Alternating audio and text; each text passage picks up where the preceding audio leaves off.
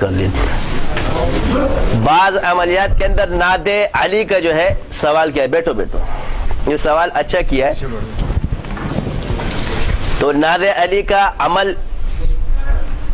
مجربات میں بزرگوں نے لکھا ہے, لیکن اس میں جو نادین علی سے مراد اللہ لوگ ہیں, کیونکہ اللہ کا نام علی ہے, العلی اللہ کا نام ہے.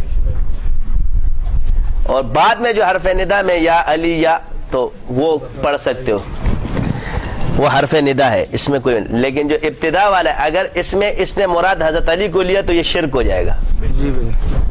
اور ابتدا میں اگر علی سے مراد اللہ کو لیا, یعنی اللہ کا نام بھی علی ہے, تو پھر یہ صحیح ہے.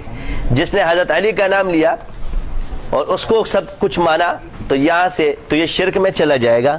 اور اگر اس سے اللہ تعالیٰ مراد لیتے ہیں, کیونکہ اللہ کا نام صفاتی نام علی بھی ہے, علی بھی ہے, تو اس سے جو مراد ہے, کیونکہ لوگ اس لیے ارادہ غیب ہے. کیا ہے؟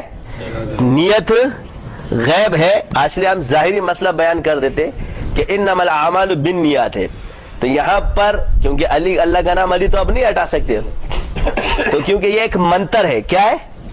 دعا ہے, دعائیہ منتر ہے یہ جسے. تو اس میں پہلا نام جو ہے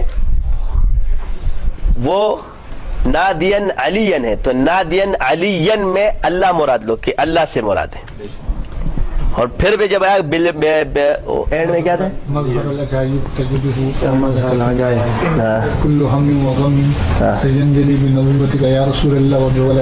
بنبوت, تو یہ وسیلہ ہے. اور وسیلہ ندا کے ساتھ یہ شرعاً اس میں کوئی وہ نہیں ہے.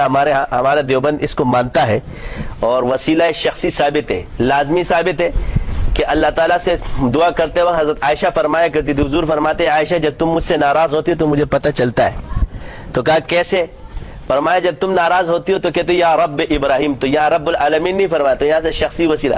اور جب تم مجھ سے راضی ہو تو یا رب محمد کہتی ہو, ادھر سے بھی ثابت ہوتا ہے. پھر باب المغازی کے اندر عبداللہ ابن زبیر, حضرت زبیر بن عوام کا پورا وہ موجود ہے کہ میرا وہ قرضہ پھر مولا سے مانگنا. تو عبداللہ ابن زبیر کہتے ہیں میں نے پھر 2 رکعت نفل پڑھی, پورا ہوئے, تو میں اے زبیر کے مولا, تو یہ کہ یہ مولا اللہ تو اس کا بھی ہے, سب کا ہے, تو کہ اے زبیر کا مولا, تو اس سے بھی وسیلہ شخصی ثابت ہوتا ہے. اور انعمتا علیہم سے بھی ثابت ہوتا ہے. لہذا یہ اللہ کا امر ہے, تو اس پر کسی کا اشکال نہیں ہو سکتا. ثابت شدہ چیز ہے. اس کو شرک کہنا یہ تو تمہیں صحابہ کو بھی مشرک کہہ دو گے. سبحانک اللہم و بحمدک.